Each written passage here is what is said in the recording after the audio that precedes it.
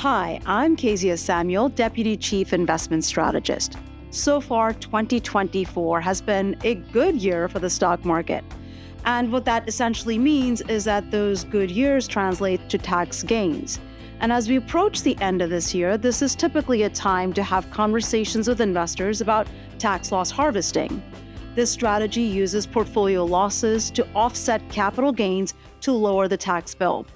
But what many investors may not realize is that even in a good year, a bull market like this year, we have loss harvesting opportunities. And that's because markets never rise in a straight line and pullbacks are normal, even in the best years.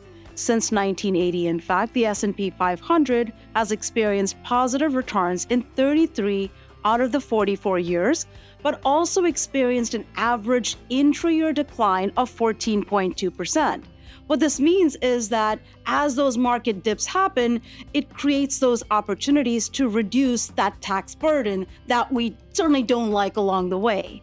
For investors who own individual stocks, let's take it one step further. Another benefit is that not all stocks in that index rise in the same time. So in a good year, there are plenty of stocks that are down big too. Between 2014 and 2023, for example, the S&P 500 average return of around 11%. And in each of those years, we still had 147 stocks on average that ended the year down 5% or more, and thus provided opportunities to, again, reduce that tax burden. Tax loss harvesting is an important part of after-tax wealth creation. And here's, in fact, another takeaway for all of us, that it's not just something we stop for the end of the year and think about it then, but it's something that we can do throughout the year.